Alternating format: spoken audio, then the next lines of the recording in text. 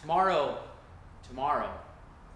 will be the 78th anniversary of the first meeting of our church. That's almost 4,000 Sundays, my friends.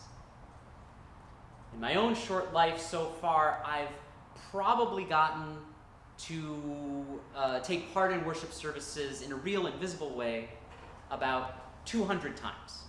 Now, I do remember the first time I did this. It was Christmas Eve. My family and I were visiting my mother's sister and her family in Virginia. I was in maybe the 4th or the 5th grade. And my aunt asked if I wanted to come to sit in with the choir. So I came to church early, met the music director, and she had me sing a few songs, and all of a sudden there were some changes being made, and I had a solo or two that evening.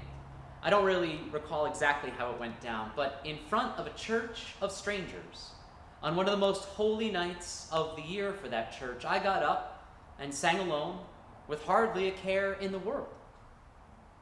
And I remember the first time I was ever preparing for worship to serve as a worship assistant at my home church in New York, All Souls. Lissa, my friend and now colleague, asked me to help out with her as her assistant, and I got to church early, and she let me know the portions I would do well in advance. I'd been working on a template for a week.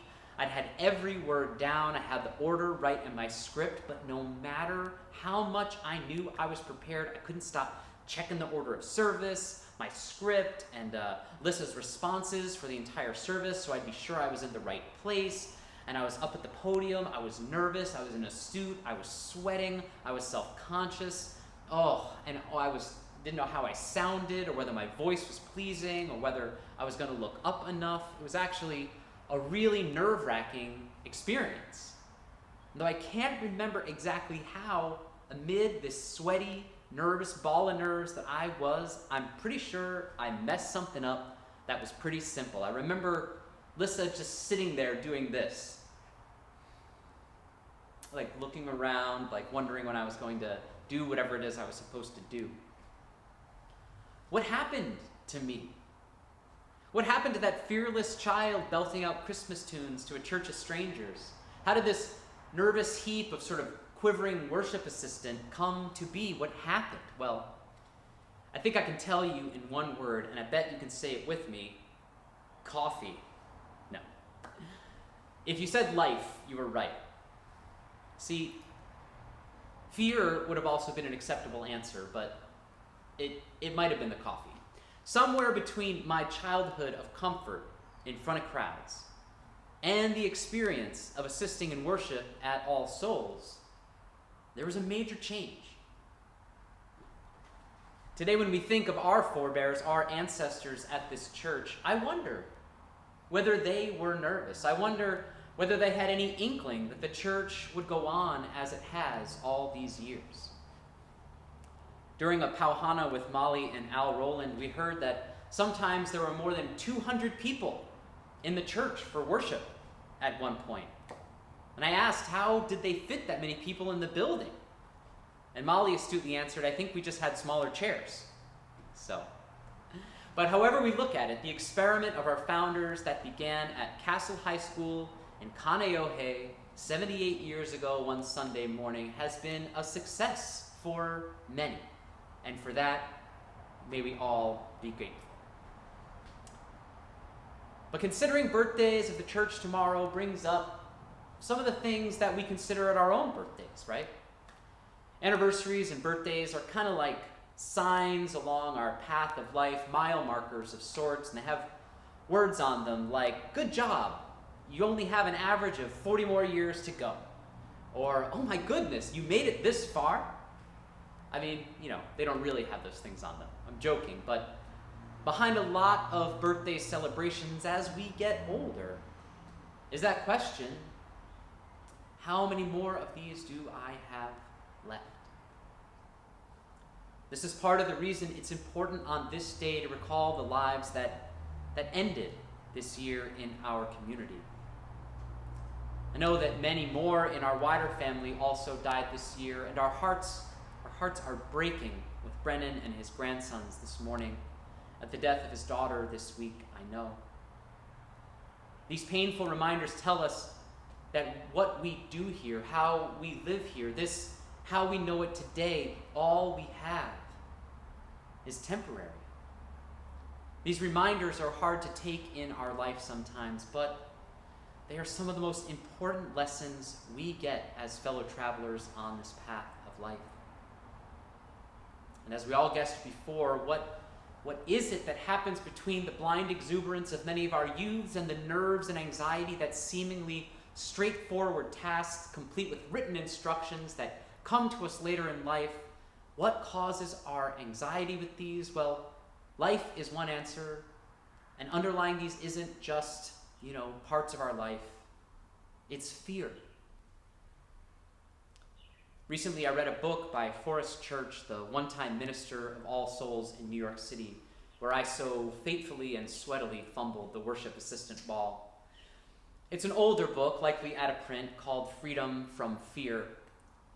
As I mentioned in this week's Pauhana, I've been reading books about fear lately, not so much because I myself am afraid, but because it seems so many right now are afraid of so much in our world, in our nation, even in our city, perhaps in our own homes. The book was written not long after 9/11, and after living through a city's response to that fearful day. Church, his name, not the place, categorizes fear into 5 types. Fright, which is fear that arises in the body, often as a reflex. Worry, which is fear centered in the intellect, like overthinking things. Guilt, which is fear centered in the conscience, as we know we might have wronged someone or done something wrong. Insecurity, which is centered in our emotional life, like we're not getting what we fear we should from others. And lastly, dread, which church says is fear centered in the soul, and sometimes also appears as anxiety. And it is this 5th one, this dread, this anxiety, that floods so much of the news we see and hear and read today. The nameless and the blunt tool that seems to be working on so many of the structures so many of us have held to for so long, whether out in society or in our own lives, what we are talking about today is dread. In one of the best passages about dread, Church quotes Soren Kierkegaard, one of the finest philosophers on the meaning of human existence, and his statement, which I'll paraphrase as, humans themselves create dread. Humans themselves create dread. And Church goes on to say, we manufacture it whenever we attempt to control things over which we hold no final authority. We reduce life to a battleground where we struggle against insurmountable odds. Fearing every transition from certainty to uncertainty, we devote our full energy to protecting ourselves against loss. Dread is the opposite of trust. The more we dread death and dying, the more alarming life and living turns out to be. The more we dread death and dying, the more alarming life and living turns out to be. In a sense, Church and Kierkegaard and a lot of other people explain that dread, that seeping kind of fear, is a kind of death in and of itself.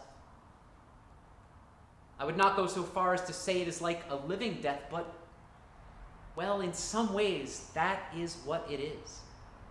Dread is grieving a loss that hasn't even happened. Heaven knows there is enough that has happened to grieve for a lifetime. Why would I grieve for what hasn't happened yet? Well, it's sort of in our nature, friends. And that's why when we remember and honor those who have died this year in our community, we remember the day, the hour, the very moment that the first meeting happened that gave life to this church. See, Church and others explain that grief is always packaged together with something, with love.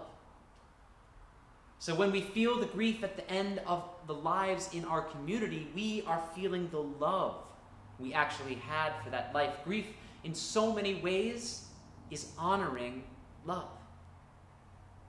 And so for many of us, were it not for this community, we may never have known these beautiful lives to grieve. And it is in this celebration, really of life much more than death, that comes to us out of so many sources. Of course, the interconnectedness of life and death has been with all of us from the moment of our birth, but in the earth-based celebration of Samhain, the membrane between the living and the dead breaks down. Samhain was celebrated by the ancient Celts, and even to today in Ireland, Scotland, and other parts of the ancient Celtic territories, people there still speak of those thin spaces, those spaces where the living and the dead mingle closer than they do usually. The same idea comes to the world through traditions in North and parts of Central America, where the Day of the Dead is said to reunite departed souls in some respects with their living family members. And even in much of Chinese history, the idea that family members are still present with us after death is widely and deeply held by many. And it is always important to notice when traditions from vastly different cultures and vastly different parts of the globe and time and space bear such close resemblances to one another.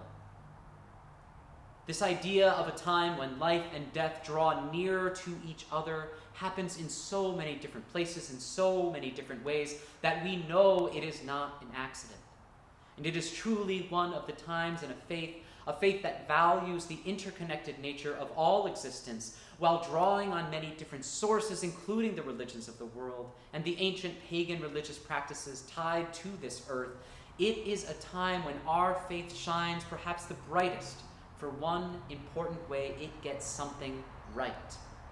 For never was it more true than at this time of year that we consider what it means to live a life of meaning and to give a death of meaning to those we love.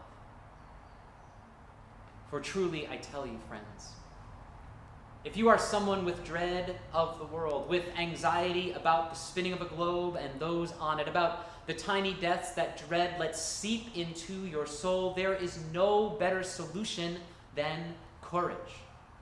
Indeed, it is what Forrest Church in his book suggests is deeply needed by those who struggle in dread, specifically for the courage, not like we think of battling all kinds of problems ahead of us, courage to do three important things. Courage to do what you can, to want what you have, and to be who you are. These may sound simple, but to do what you can, to want what you have, and to be who you are not so simple. See, if you do what you can, there is no dread of inadequacy. If you want what you have, there is no dread of failing to gain what you yearn for. And if you are only ever who you are, that existential dread of feeling like an imposter or being found out or not living up, not being enough, that so many of us feel, is conquered. Not with any blind or brazen act of valor, but with the deeply human response of wanting a life of meaning and a life of worth. Courage is really like this. Courage like this can turn a life lived of fear, of singing our song to a strange world and strange times, into a world that might listen at last and know peace. Courage like this can turn a life lived in dread about what to say or do next into a world that worships at the altar of understanding and the altar of peace. Courage like this can turn a life lived in fear of dying into a life worth fighting for, worth living for, and at last worth dying for. We must always turn, and turn again to face the dread we know in our lives, we feel in our souls, for it is only the way to conquer the death that takes our lives. So it is in gratitude we turn to our ancestors today and say mahalo. It is in honor we turn to our departed and say mahalo. It is in love we turn to our neighbor, our loved one, who we share in this space or those who we miss, and we say mahalo. Happy anniversary, First Unitarian. I love you very much. Blessed be, and amen.